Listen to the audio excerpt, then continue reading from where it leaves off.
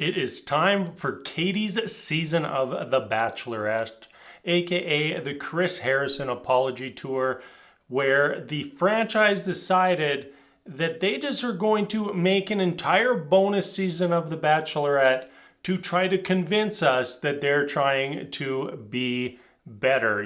I don't know about you, I'm not buying it. I hope you're not either. And let's get into this mess of a first night. Honestly, overall enjoyed it quite a bit, but we have a lot going on. It took Katie multiple mentions, but she had to let us know that she's never dated 30 guys before. And it's like, yeah, Katie, we know. Like, only people who are leads on this show ever date 30 people. If you had dated 30 people at the same time before being on this show, that would be more concerning to me than your bewilderment at apparently this being your first time ever dating 30 people at the same time. I'm not sure if any of you are aware, because this is something that wasn't mentioned on the episode tonight, but Katie is very sex positive. Honestly, I feel like if you had taken a drink, like not even a shot, just like a sip every time they mentioned Katie being sex positive tonight, you would just already be in a coma. You'd just be ready to wake up for that final rose in 3 weeks to watch Greg and Katie walk off into the sunset together. Yes, that's right. I'm already shipping Katie and Greg. I don't care that it's week 1. I don't care that it's just the first impression rose. It's done. It's in the books.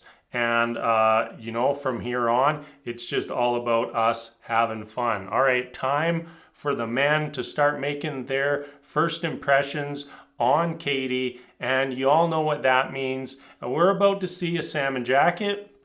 We're about to see a lot of extremely tight suit pants that for some reason and just slightly below the knee, aka the quickest way to go from being a 10 down to a 6. That has been the joke in the past, but I was honestly shocked that I think we only had 2 short pant wearers tonight, which has to be, at least for like the past 5 seasons or so, has to be a Bachelorette record.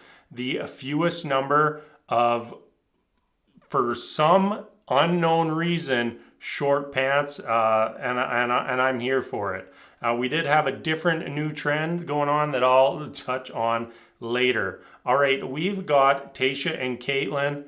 They're our new hosts. They're replacing Chris Harrison, and immediately, I love them 1,000 million billion infinity percent more than Chris Harrison. They actually feel like they're invested in Katie's journey, and watching the two of them creep on Katie from the window while she's doing her first impressions was amazing. I was absolutely loving it. It kind of feels like having your 2 best friends come and chaperone you on 30 blind dates. Then we jumped over into the preview of the men, and I got a little nervous for a second. We started to see a few guys who were musicians, and all of a sudden I had this sense of dread fill inside of me that we might be on pace for a Bachelor band. We all know Listen to Your Heart didn't really work out, and for whatever reason this franchise wants to branch out into music, and I was worried there that we were going to see Jed pop back through the door and onto our TV screens. Thankfully, after the preview, we didn't touch back onto the music storyline, but who knows, later in the season, surprise guest Jed? I sure hope not.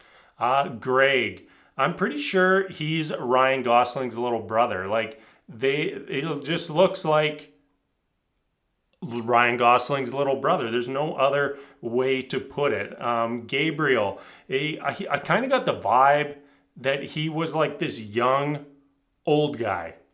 It's like if you've ever seen a baby that looks like they're an old man, that's the vibe that Gabriel was giving me. And as I mentioned earlier, Landon was keeping the salmon jacket dream alive. And that's literally all he did for us this season. Goodbye, Landon. Thank you for your sacrifice, and thank you for keeping the salmon jacket alive in and well in Bachelor lore. Oh, and then we kind of got into the gimmicks. Some dude comes in a box, in a present, wrapped up. And the gimmicks this season were just not that great. I mean, some dude just brought a fish, brought like a stuffed toy fish, and then awkwardly was just like, I'm a catch.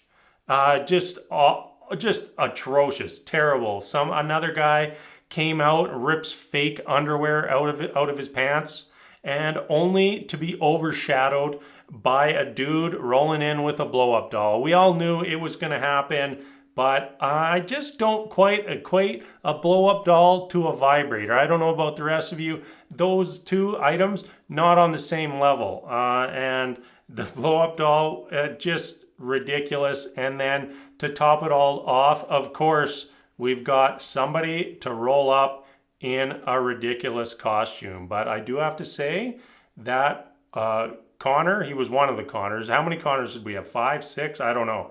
Connors all over the place. Usually it's Blake's, but this season it's the season of Connors.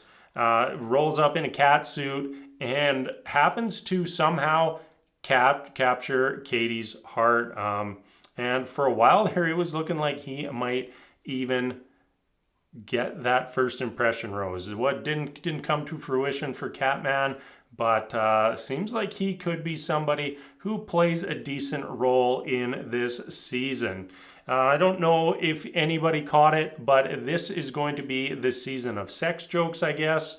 I mean, you show up to one party with your vibrator and all of a sudden everybody's just jumping to conclusions. And of course, it can't be the sex season without the producers casting a virgin. You know, for Mike, that is pretty much a free pass straight to Fantasy Suites. He might just be the most boring, plain, unmatchable guy on the planet, but just because he showed up on Katie's season and is a virgin, he is definitely going all the way to Fantasy Suites, because we can't have the virgin on Katie's season and not have that happen. One thing I wanted to address here, whose idea was it to put Katie's microphone inside of her drink? We were listening to Ice Cube shake around all night. Like, she's trying to give her nice toast. I don't even know what she said in her toast at the start. All I could hear was just ice cubes, and then they awkwardly just flipped in this music with a bunch of snaps to try to cover up that there was just ice cubes shaking everywhere. Probably something that production should have picked up on a little bit sooner. Then we jump over to the men actually getting some one-on-one time with Katie.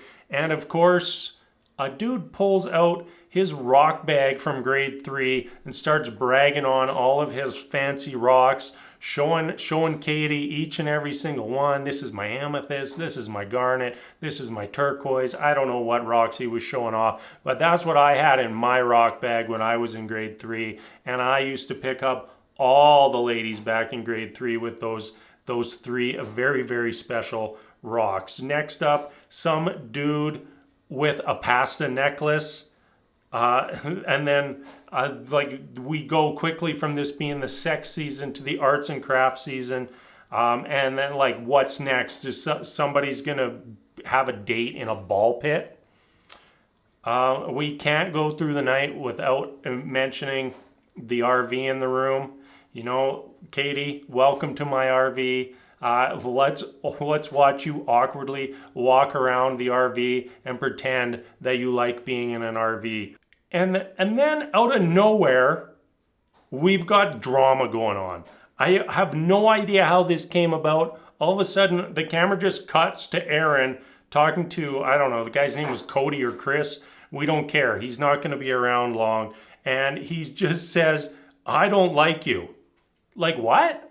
We missed an entire story arc there that led us to that moment. We missed it all. All we got was all of a sudden Aaron just being like, I don't like you. Wait, what?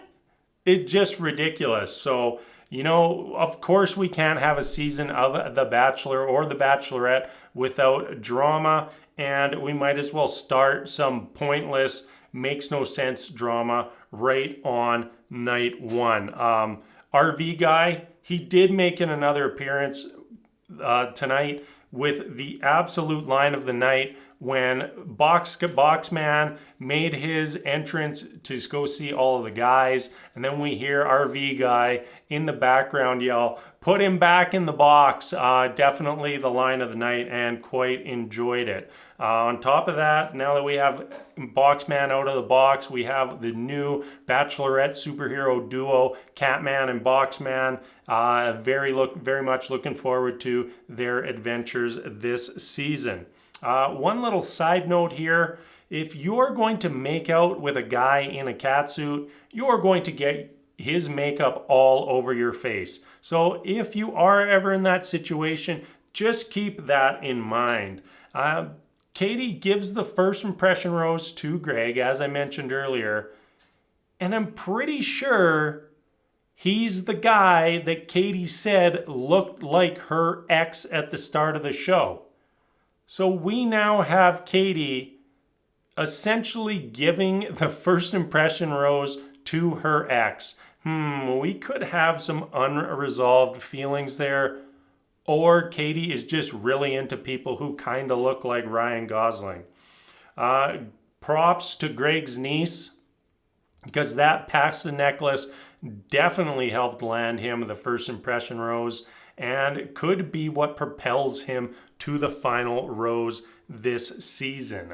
We jump from there over to the rose ceremony, the point of the night where you realize you have no clue who half of the guys on the show are. They start showing guys like that dude who is a mix between Dracula and the Third Property Brother. He's just all of a sudden there, and you're like, where was this guy all night? I have no clue. Pink salmon jacket guy, he got his one shot just to highlight the jacket. We didn't see him again the entire episode. We didn't even get to see him say goodbye. His contribution was wearing that jacket. He made that sacrifice, and he's gone, never to be seen again. I also realized that I think we've started a new trend. The short pants are out.